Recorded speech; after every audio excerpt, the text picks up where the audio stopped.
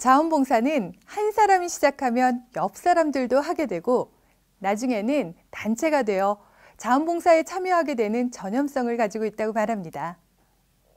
이런 자원봉사의 습관과 태도는 심지어 유전까지 된다고 하는데요. 여러분, 자원봉사자가 되실 준비가 되셨나요? 자원봉사를 하기로 결정하셨다면 어떤 분야에서 하고 싶으신가요? 오늘은 자원봉사를 시작하기 전 유의사항과 다양한 분야에 대해 알아보도록 하겠습니다.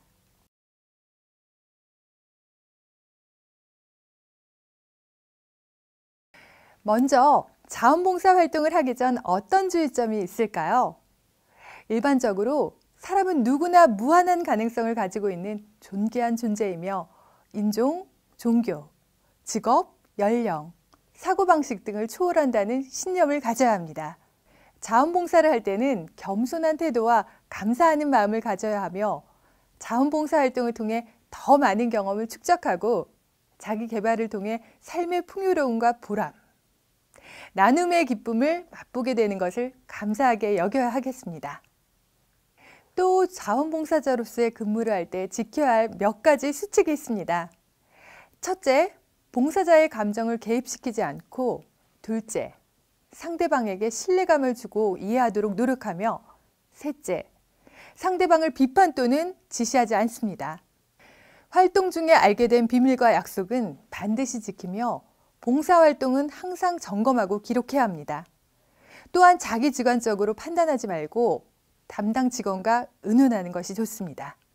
아동을 대할 때는 아이들과 지킬 수 없는 무리한 약속을 하지 않고 일단 한 약속은 반드시 지켜야 합니다. 한 아이만 지나치게 잘해주는 것은 안 되며 아이들에게 일시적인 관심이 아닌 지속적인 관심을 가지고 대해야 합니다. 아동의 개인적인 과거를 묻지 않는 것이 좋습니다.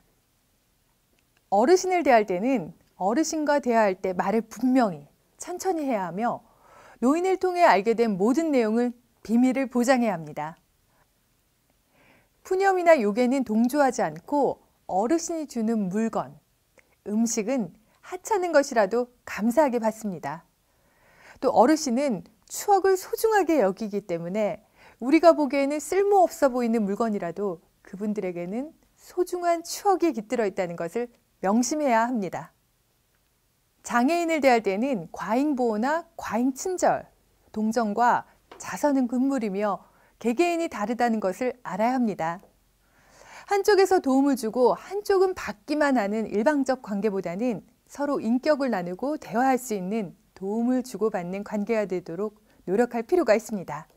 일반적인 동정보다는 충분한 이해와 지속적인 노력이 뒷받침되는 관계가 중요합니다.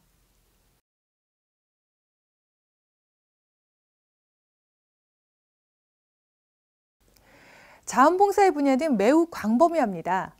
먼저 노력자원봉사는 가장 일반적이고 다수의 자원봉사자들이 활동하고 있는 영역으로 청소, 도배 및 도색, 식사 및 목욕, 급식조리 등 신변 관련 활동과 우편 발송, 사진 정리, 신문 스크랩 등 사무 보조 활동을 말합니다. 환경자원봉사는 자원봉사자의 가장 큰 영역 활동 중 하나로서 환경 보존 및 개선을 위한 노력 등을 전개해 나가는 것으로 쓰레기 줍기, 벽의 낙서 및 벽보 제거 등의 환경 정화 활동과 각종 캠페인, 화단 만들기, 소공원 가꾸기, 가로수 가꾸기, 생태 설명, 야생 동식물 보호, 산불 방지 및 예방 활동 등 환경 보존 활동, 환경 감시원과 환경 모임 조직 및 운영 같은 환경 개선 활동으로 나눌 수 있습니다. 교통안전을 위한 활동과 수송활동, 의료기관에서의 업무 지원, 환자 대상 직접 서비스, 의료 분야 종사자의 의료 봉사활동 등으로 보건의료자원봉사를 할 수 있습니다. 이 밖에도 전문 지식과 경험, 기술 등 재능을 활용하여 자원봉사를 하는 재능기술 자원봉사가 있는데요. 임의용, 발 마사지, 풍선 아트, 페이스 페인팅과 통번역 봉사, 레크레이션, 차량 봉사, 동화 구현, 종이 접기 등 직접 서비스 활동과 사진, 비디오 촬영 봉사, 디자인 봉사, 편집 봉사, 전산 봉사와 전기, 도배, 목공, 보일러 수리, 안전설비 등 수선 및 수리 활동이 있습니다. 문화예술, 스포츠 자원봉사 분야에는 각종 행사 보조 활동, 공연 활동, 캠페인 활동, 관광 안내 영역에서 활동할 수 있으며 그 밖에도 다양한 분야가 있습니다.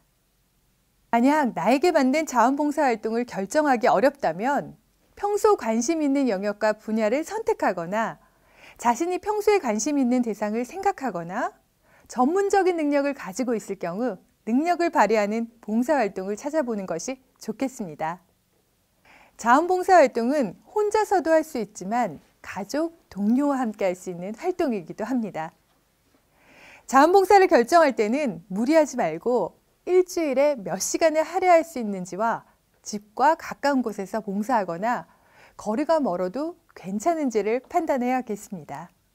무리한 욕심보다는 나의 상태를 점검하고 내가 할 수 있는 일의 수준을 아는 것이 중요하다고 할 수 있는데요. 여러분 모두가 이웃을 배려하는 자원봉사자가 되길 기대해 봅니다.